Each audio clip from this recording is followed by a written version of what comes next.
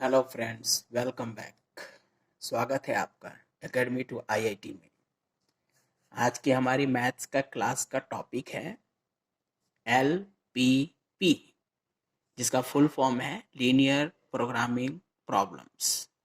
यह standard 12th के, चाहे वो सीबीएसई बोर्ड हो या स्टेट बोर्ड हो, इसका एक इम्पॉर्टेंट टॉपिक है, क्योंकि बोर्ड के एग्जाम्स में 5 मार्क्स के एक क्वेश्चन इस टॉपिक से सेट किए जाते हैं। सिर्फ एक क्वेश्चन है इस टॉपिक से रिलेटेड, इसलिए ये हमारे लिए इम्पोर्टेंट तो है ही, साथ ही साथ इजी टॉपिक भी है, जिसको ओवरकम करके 5 मार्क्स सिक्योर किए जा सकते हैं बोर्ड के एग्जाम्स में। तो आज हम लोग एलपीपी यानी लीनियर प्रोग्रामिंग प्रॉब्लम्स के ऊपर ही डिस्कशन करने वाले हैं।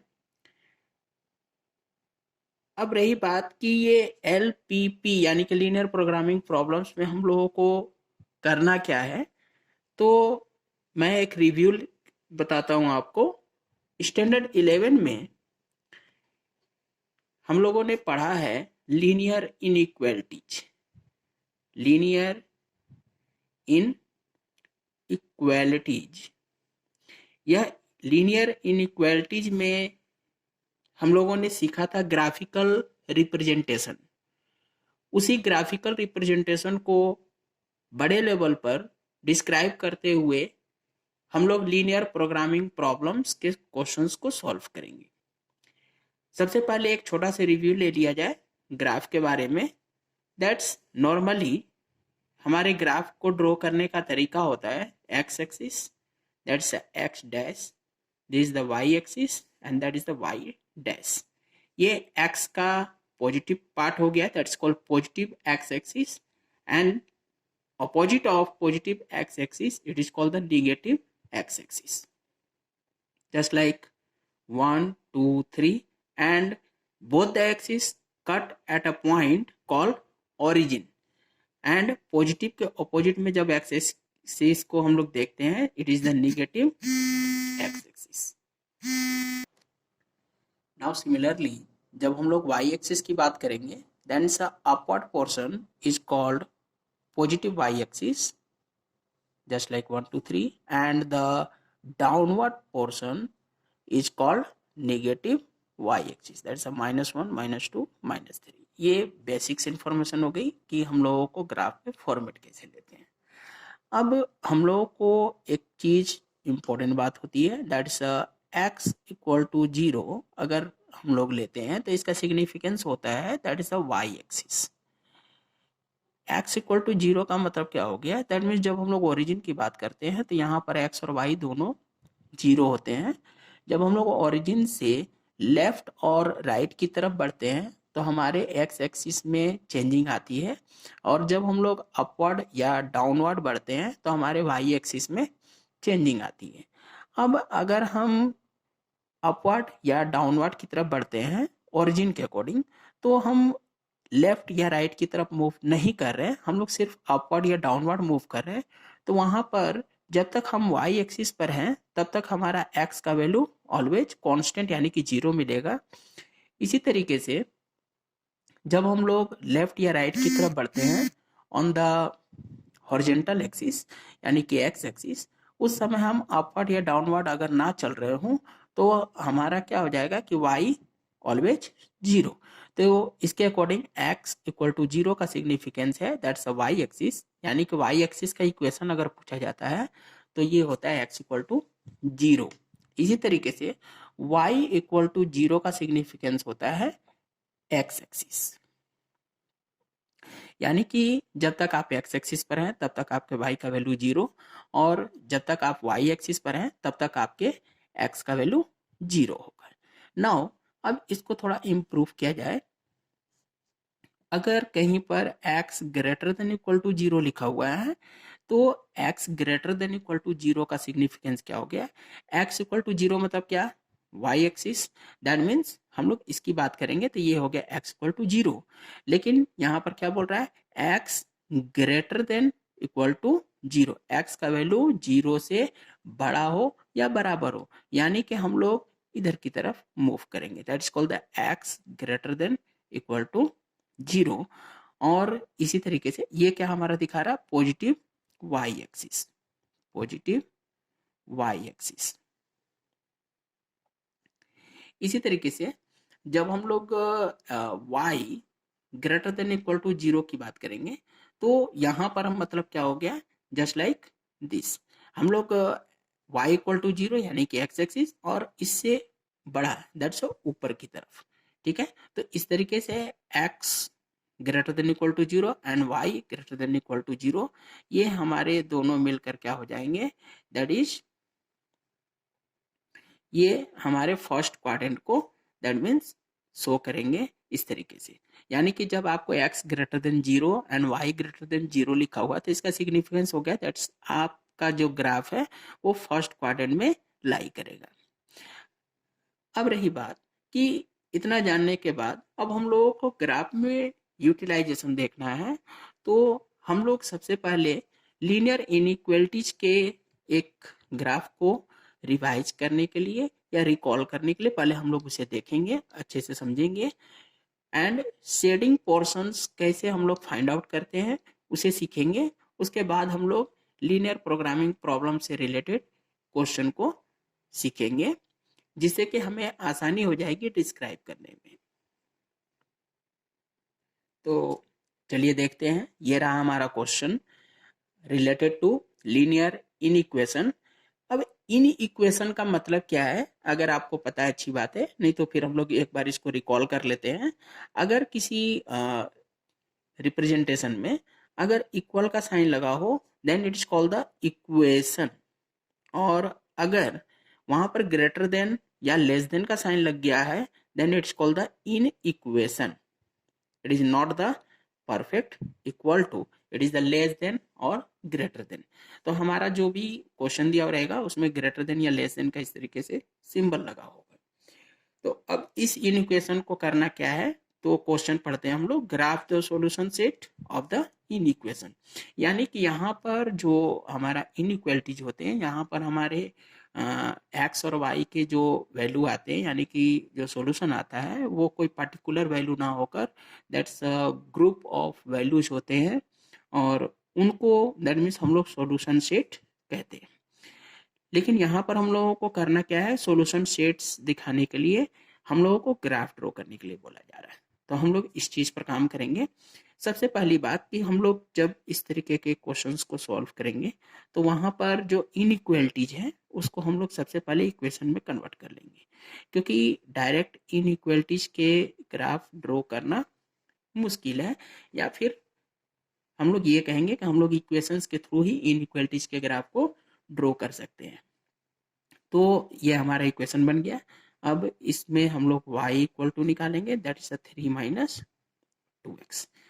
नाउ अगेन एक बॉक्स ड्रॉ करेंगे इस तरीके से x एंड y के वैल्यू का इनपुट और आउटपुट के लिए। x को as a input and y को एज ए आउटपुट हम लोग फाइंड आउट करेंगे। x के कोई भी 3 वैल्यूज के लिए जनरली हम लोग 0, 1 एंड -1 लेते हैं। बाकी आप अपनी सुविधा के हिसाब से ले सकते हैं, जिससे कि हमारा ग्राफ बहुत बड़ा ना हो, ग्राफ में जो वैल्यू हैं वो अल्टर ना आए। सिंपल वैल्यूज इंटीजर्स के फॉर्म में अगर होते हैं तो ग्राफ ड्रॉ करने में हमें आसानी होगी। चलिए बारी बारी से हम लोग रफ कर सकते हैं। अगर डायरेक्ट हम लोग रिकॉल करके y का वैल्यू निकाल ले तो बहुत अच्छी बात है, इससे हमारे कैलकुलेशन का स्पीड बढ़ता है। तो अगर हम लोग x के जगह 0 रखते हैं देन 2 इंटू 0 इक्वल टू 0, तो वहां पर हमें फाइंड आउट क्या होगा, y इक्वल टू 3। ये हमारा पहला वैल्यू हो गया। नाउ अगेन अब हम लोग x के जगह जब 1 रखते हैं तो 2 इंटू 1 2 हुआ, 3 माइनस 2 यानी कि 1 1 1।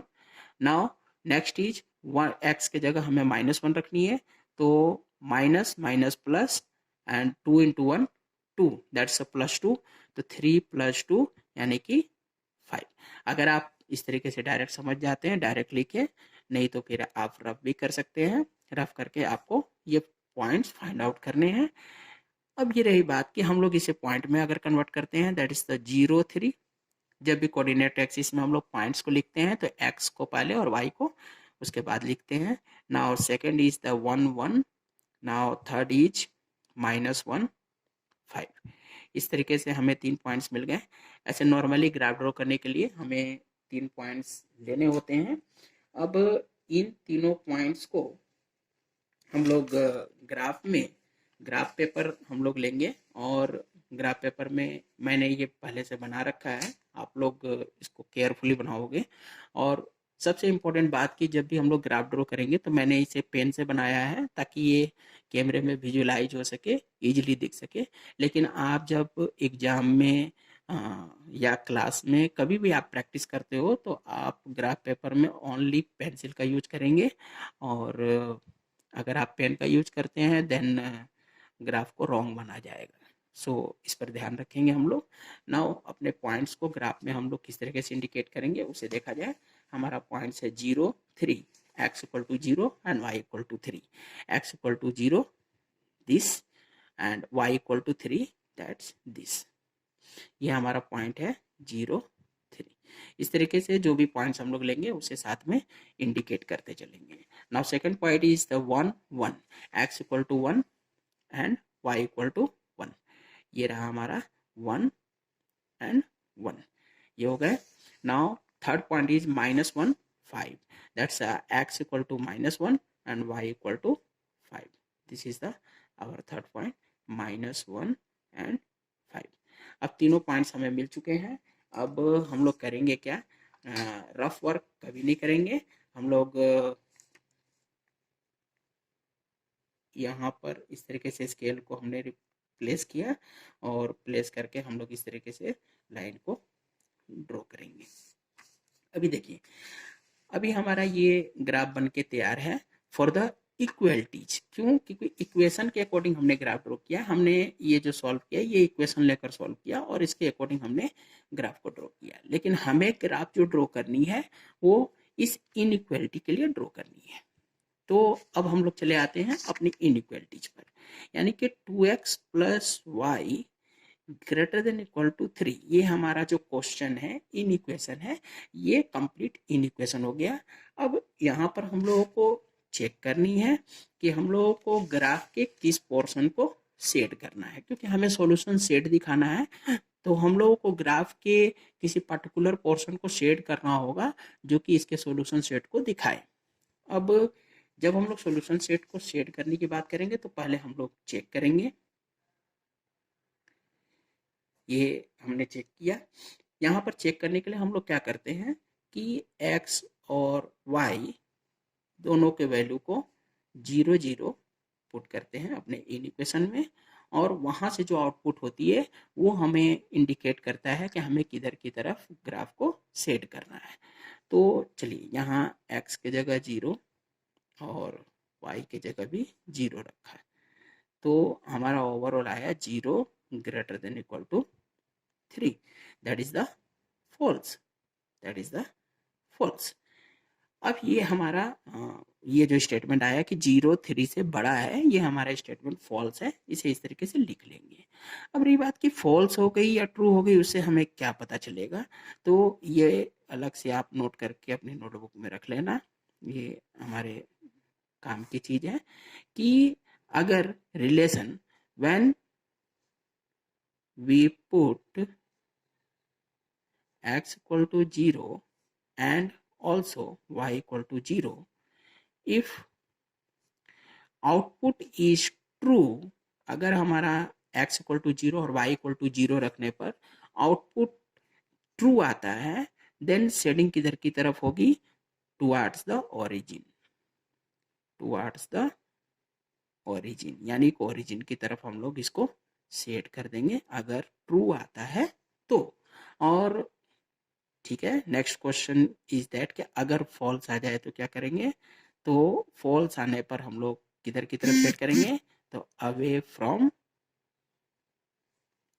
द सेंटर, यानी कि ओरिजिन लिख देते हैं, सेंटर न बोल के हम लोग ओरिजिन बोलते हैं। ठीक है, जब भी हम लोग ग्राफ की बात करेंगे तो जैसे ये हमारा ग्राफ है, ये हमारा कंप्लीट ग्राफ है फॉर द इक्वेशन अब ये ग्राफ जो ये लाइन दिख रहा है, इस लाइन के दो पार्ट्स हैं, एक इधर और एक इधर। इसके एक पार्ट की तरफ ओरिजिन है, देखिए इसके एक पार्ट की तरफ ओरिजिन है और दूसरी तरफ ओरिजिन से दूर जा रहे हैं।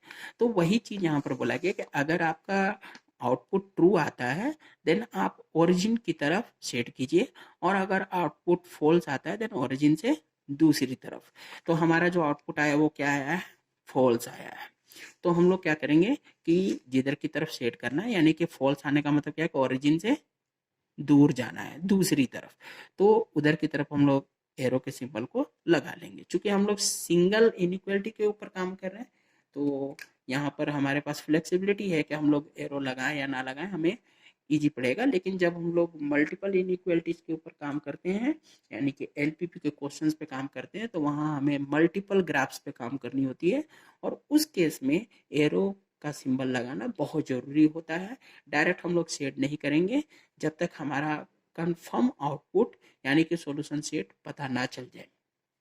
तो ये हमें पता चल गई कि अवे फ्रॉम द सेंटर जाना है, so this is the shedding of the graph away from the origin.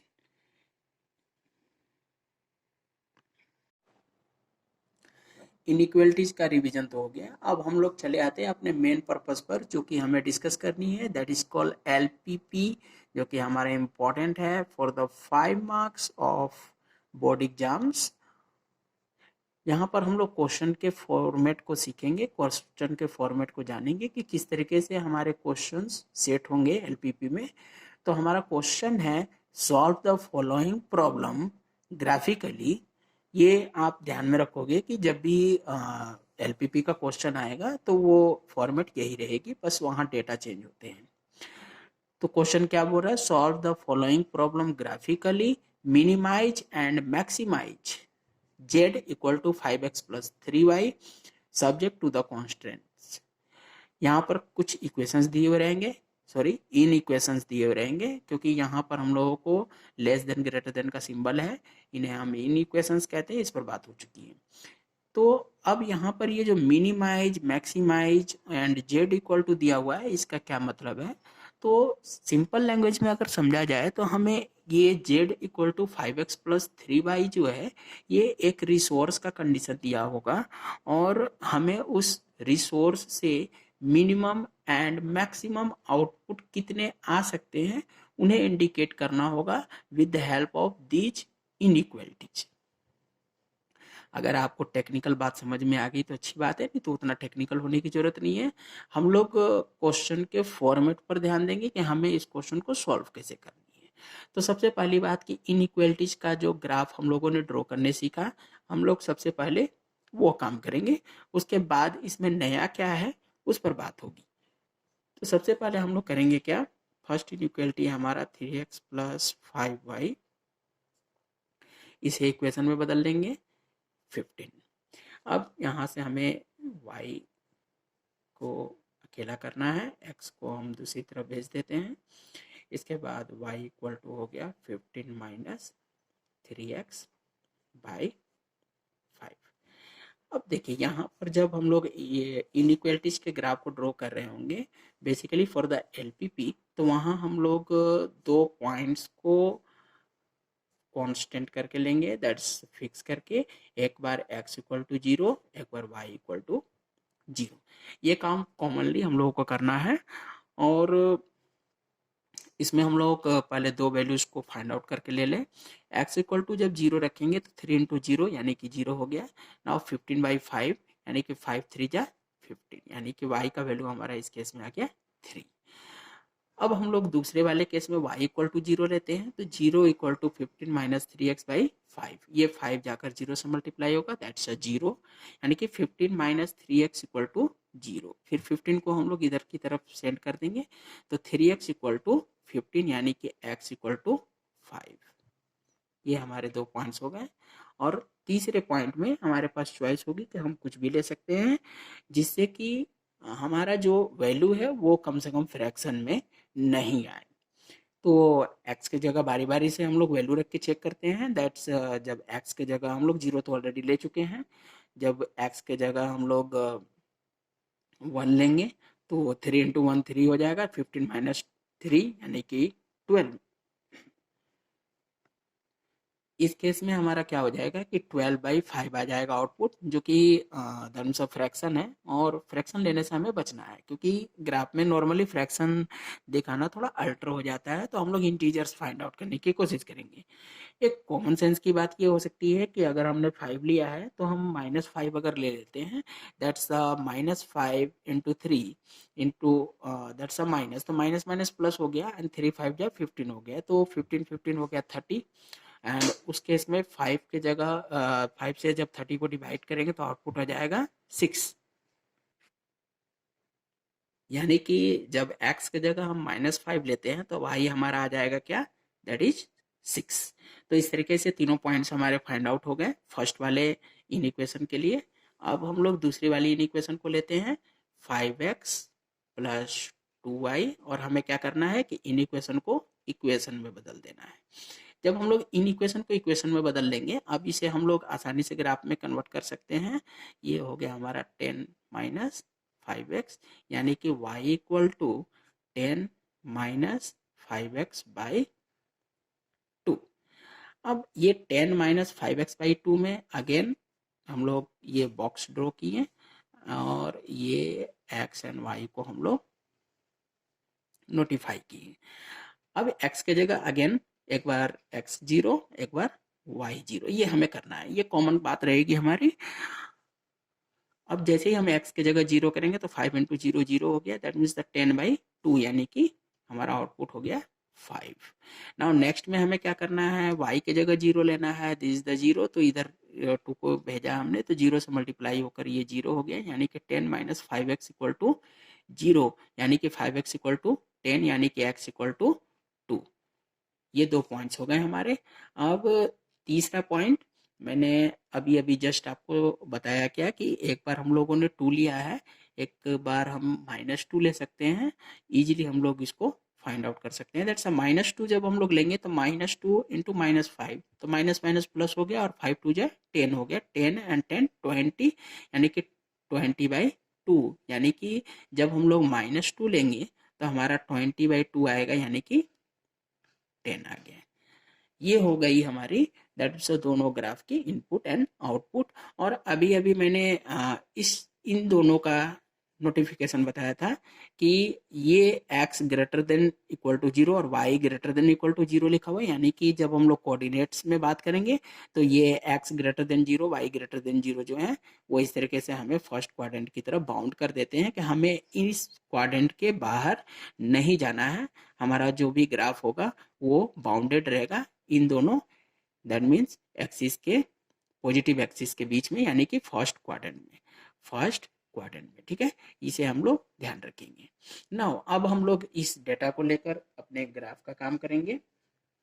हमारा ग्राफ ड्रॉ करने के लिए जो मैंने इसके पहले वाले ग्राफ में बताया, सेम काम हम लोग करेंगे। क्या करेंगे कि ग्राफ पेपर में X axis, horizontal axis and the Y axis को पहले से हम लोग ड्रॉ कर रखे हैं। आप बिल्कुल साफ तरीके से साफ सुथरा ड्रॉ करेंगे, ओवर राइटिंग नहीं होनी चाहिए। और सबसे बड़ी बात कि पेंसिल का यूज करना है, यहाँ पर पेन का यूज बिल्कुल भी रेस्ट्रिक्टेड होती है।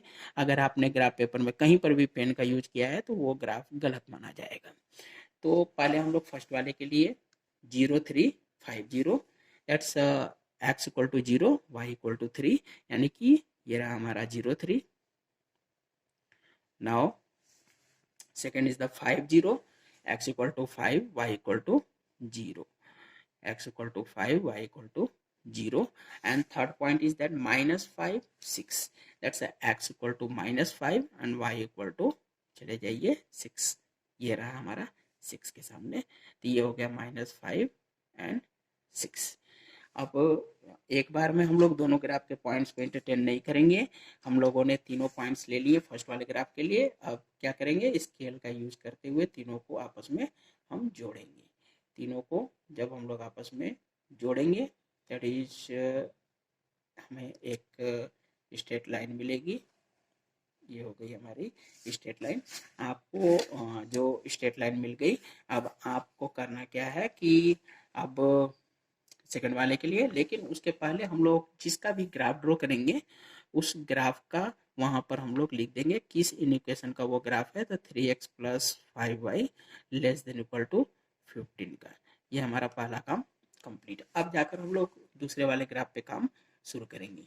तो दूसरे वाले ग्राफ के लिए हमारा है 0 5, x equal to 0 and y equal to 5। ये रहा हमारा 0 5 and second is the 2 0, that's x equal to 2 y equal to 0। ये हो गया हमारा 2 0 एंड इसके बाद है -2 10, -2 एंड ऊपर 10 तक हमें जानी है। यहाँ पर 10 आ रही है, देखिए यहाँ पर नहीं इंडिकेट किया हमने, कोई नहीं, हम लोग यहाँ पर कर लिए। ये हो गया हमारा -2 एंड 10। अब इन तीनों को भी आपस में हम लोग कनेक्ट कर लेंगे। पॉइंट्स पर ये ध्यान देना है कि पॉइंट्स हमारे आपस में मिलने चाहिए और एक स्ट्रेट लाइन बनना चाहिए। तो ये हो गया हमारा। अब रहा बात की जब हम लोग x greater than equal to 0 और y greater than equal to 0 की बात करेंगे, this is the notification x greater than equal to 0 and this is the notification y greater than equal to 0। यानी कि ओवरऑल अब हमें करना क्या है कि ये दूसरे वाली जो इक्वेशन हुई इसका भी इक्वेशन हम लोग लिख लें, 5x plus 2y, 5x plus 2y and इसके बाद लेस देन इक्वल टू 10। अब चलिए बताइए कि अब हमें क्या करना है। तो अब हमें पता करना है कि किस ग्राफ को किधर की तरफ शेड करनी है, यानी कि शेडिंग एरिया हमें फाइंड आउट करनी है। और उसके लिए हम लोग क्या करते हैं, उसके लिए हाँ बिल्कुल सही, हम लोग उसके लिए क्या करते हैं, चेक करते हैं। दोनों को चेक करेंगे। चेक करने का तरीका वही होगा जो अभी अभी हम लोगों ने सीखा था, x equal to 0 and y equal to 0। Second वाले में भी x equal to 0 and y equal to 0। जैसे ही हम लोग फर्स्ट वाले इक्वेशन में यानी कि 3x plus 5y less than equal to 15, इसमें जब हम लोग x के जगह 0 एंड y के जगह 0 रखते हैं तो ये आ गई हमारी दिस, दैट मीन्स 0 इज लेस देन इक्वल टू 15। देखिए 0 15 से छोटा है, यानी कि ये क्या है, ट्रू है। ये हमारा ट्रू हो गया। नाउ नेक्स्ट वाले में रखते हैं 5x plus 2y less than equal to 10, that's 5 into 0 plus 2 into 0 less than equal to 10, यानी कि 0 लेस देन इक्वल टू 10। ये भी हमारा ट्रू हो गया। चलिए ये तो अच्छी बात है, हमारा दोनों ट्रू हो गए, यानी कि दोनों को हमें ओरिजिन की तरफ सेट करनी है। तो पहले वाले ग्राफ में हमारा एरो किधर की तरफ लगेगा, ओरिजिन की तरफ। इधर हमारा ओरिजिन पड़ रहा है, देखिए ये हमारा ग्राफ हुआ और इस ग्राफ से ओरिजिन की तरफ, ठीक है। और सेकंड वाले में भी क्या बोल रहा है कि ओरिजिन की तरफ, इसमें भी हमारा ये इसको सेट करेंगे ओरिजिन की तरफ। अब हम लोग उस कॉमन एरिया को फाइंड आउट करेंगे जहां पर कि हमारे चारों ग्राफ, चारों, यस सही सुना आपने, चारों ग्राफ। ये एक हमारा ग्राफ हुआ फर्स्ट, ये दूसरा, ये x greater than equal to 0 it is the third graph and y greater than equal to 0 it is the fourth graph. इन चारों का कॉमन एरिया हम लोग निकालेंगे कि सबको सेट करना। देखिए y बोल रहा है, ये वाली line y greater than equal to 0 में बोला जा रहा है कि ऊपर की तरफ सेट करना है। x greater than equal to 0 में बोला जा रहा है कि दैट्स इधर राइट साइड में सेट करना है। ये वाला लाइन बोलता है ओरिजिन की तरफ, यानी इसके नीचे, और यहाँ पर भी ओरिजिन की तरफ, इसके नीचे। अगर हम सपोज इस एरिया को सेट करते हैं तो इस लाइन के अकॉर्डिंग ये सही बात है कि इसके नीचे सेट करना है, लेकिन ये वाले लाइन के अकॉर्डिंग ये वाला पोर्शन को सेट करना गलत है। क्यों गलत है, क्योंकि ये इस लाइन के नीचे हमें सेट करनी है, ऊपर सेट नहीं करनी है। उसी तरीके से अगर इस पोर्शन को हम लोग रखते हैं, सेट करते हैं, तो इस लाइन के अकॉर्डिंग, देखिए इस लाइन के अकॉर्डिंग इधर सेट करना अलाउड है, लेकिन जब हम लोग इस लाइन को देखते हैं तो इसके ऊपर में सेट करना अलाउड नहीं है, यानी कि यहाँ पर हम लोग सेट नहीं कर सकते। उसी तरीके से ये वाला पोर्शन है, यहाँ पर भी हम सेट नहीं कर सकते क्योंकि ये पोर्शन ओरिजिन से दूसरी तरफ जा रहा है। नाउ यहाँ पर हम लोगों को एक कॉमन एरिया दिख रहा है, that is the common area is that this is the common area, जहां पर देखिए यहाँ इसको सेट करने पर क्या होगी, ये देखिए इसके इधर है, इसके ऊपर है, दोनों की बात हो गई। नाउ इस ग्राफ के ओरिजिन की तरफ और इस ग्राफ में भी ओरिजिन की तरफ, यानी कि यहाँ पर चारों की बात दैट्स ट्रू हो जा रही है, जो कि हम लोग आसानी से इस एरिया को शेड कर लिए। अब जब इस एरिया को शेड कर लिए, शेड करने के बाद हमें करना क्या होता है कि ये एरिया जो भी बने, रेक्टेंगल बने, ट्रायंगल बने, पेंटागन बने, में भी कुछ भी बन सकता है, तो हम लोग क्या करेंगे कि उसके बाउंडेड पॉइंट्स को फाइंड आउट करेंगे। तो एक हमारा बाउंडेड पॉइंट देखिए 2 0 है, दूसरा हमारा ओरिजिन है यानी कि 0 0, ये 2 पॉइंट्स हमें फाइंड आउट है, और ये तीसरा पॉइंट है that is called the 0 3। 3 points हमें पता है। ये फोर्थ पॉइंट जो है जहां पर दोनों ग्राफ एक दूसरे को कट कर रहे हैं, ये हमें नहीं पता है, लेकिन हमें पता करना है। तो इसके लिए हमारे पास में क्या होता है कि हम लोग ग्राफ्स को दैट्स इक्वेशंस की तरह ट्रीट करेंगे, और इक्वेशंस को सॉल्व करने के हमारे जो तरीके हैं, सब्स्टिट्यूशन मेथड, एलिमिनेशन मेथड, या फिर क्रॉस मल्टीप्लिकेशन मेथड, इनमें से किसी को भी अप्लाई करके हम लोग रफ वर्क करके दोनों को सॉल्व करेंगे, और वहाँ जो एक्स और वाई का वैल्यू आएगा हम लोग उसे यहाँ फोर्थ पॉइंट के रूप में इंडिकेट करेंगे। तो चलिए दोनों को सॉल्व करके देखते हैं। यहाँ पर याद रखेंगे कि ये इक्वेशन को सॉल्व करते समय हम लोग इसे रफ कर रहे हैं, इसे फेयर में आपको दिखाने की जरूरत नहीं है, लेकिन हम लोग बिल्कुल सावधानी से काम करेंगे कि हमारा वैल्यू सही आ जाए। ये हमारा पहला हो गया equation. Now 5x plus 2y equal to 10, this is the equation 1, this is the equation 2। चलिए हम लोग इसको किसी भी मेथड से कर सकते हैं, तो मैं इसे एलिमिनेशन मेथड से करके बना रहा हूँ, आप किसी भी मेथड से कर सकते हैं। That's 3x plus 5y equal to 15 and 5x plus 2y equal to 10 है। हम लोग x को कैंसिल करना चाहते हैं, तो x के कोऑर्डिनेट्स को क्रॉस करके एक दूसरे से मल्टीप्लाई करते हैं। दैट्स 5 से इसे मल्टीप्लाई किया एंड 3 से इसे मल्टीप्लाई किया, तो ये बन गया हमारा 15x plus 25y equal to 75, and 3 से जब मल्टीप्लाई करेंगे again 15x plus 6y equal to 30। उसके बाद हम क्या करेंगे, सब्सट्रैक्ट कर देंगे, minus minus and the minus. Now the 15x cancel हो गया। अब यहाँ पर हमारा बच के 25y by 25y minus 6y, 25 minus 6 that is the 19y equal to 75 में से हमारा 30 गया, दैट इज द 45, यानी कि y इक्वल टू हमारा 45 बाई 19 आ गया। अब ये y का वैल्यू हम लोग क्या करेंगे, किसी भी इक्वेशन में रख के x निकालेंगे। हमारे पास दो इक्वेशन है, तो हम 5x plus 2y equal to 10 लेते हैं। आप फर्स्ट वाला भी ले सकते हैं, उससे कोई दिक्कत नहीं है। नाउ अब हमें करना क्या है, तो 5x प्लस 2y का वैल्यू हमारा 45 बाई 19 है equal to 10, that is 5x plus 90 by 19 equal to 10, again 5x equal to 10 minus 90 by 19, that's a 5x equal to 190 minus 90 and by 19, यानी कि x इक्वल टू हमारा हो गया क्या, 100 by 95। तो ये दोनों पॉइंट्स जो आ गए कि x का 100 बाई 95 एंड y का 45 बाई 19, इन दोनों को हम लोग क्या करेंगे कि यहाँ पर फोर्थ पॉइंट के रूप में यहाँ इंडिकेट कर देंगे, यहाँ इंडिकेट कर देंगे। स्पेस रखना है कोई जरूरी नहीं है, लेकिन फिर भी हम लोग वहाँ पर इंडिकेट कर देंगे, तो हमारा शार्पनेस रहेगी 100 बाई 95, देन यहाँ पर हमारा 45 बाई 19, ये हमारा दोनों में कॉमन पॉइंट है जो कि आएगा, तो इस तरीके से इंडिकेट कर देंगे, दैट्स 45 बाई 19।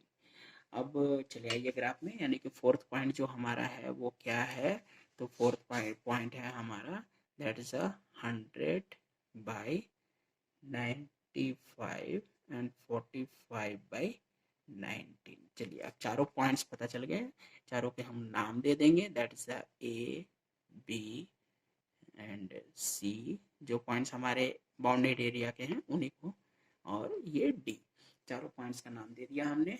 अब करना क्या है कि A03, B 100 by 95, 45 19, and C20 and D00, इन चारों को इस तरीके से एक जगह हम लोग लिस्ट आउट कर देंगे।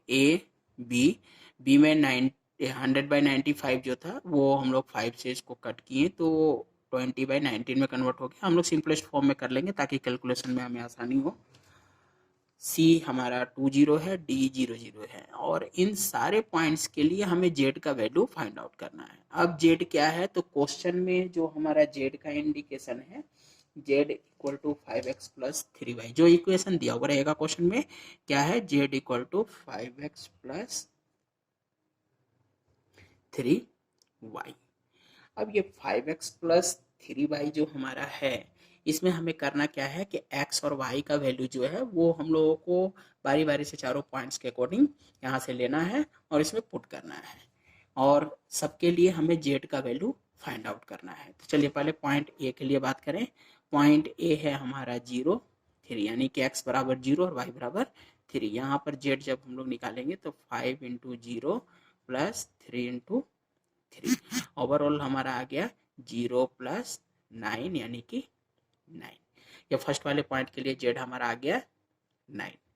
अब दूसरी वाली पॉइंट हम लोग लेंगे, बी है हमारा 20/19 एंड 45/19। इसे भी हम लोग रखेंगे, जेड निकालेंगे, that's 5 into 20/19 and plus 3 into 45/19। ये हमारा y का वैल्यू हो गया। नाउ ये 100/19 प्लस 135/19। अब इसमें हमें करना क्या है, एलसीएम ले लिया 19, दैट इज 100 प्लस 135 यानी कि 235/19। ओवरऑल डिवाइड करेंगे, हमारा डिवीजन करने पर आएगा 12.3। ये आ गया हमारा 12.3। इसे भी हमने नोट करके रख लिया। अब पॉइंट सी के लिए और पॉइंट डी के लिए भी हम लोग सेम काम करेंगे।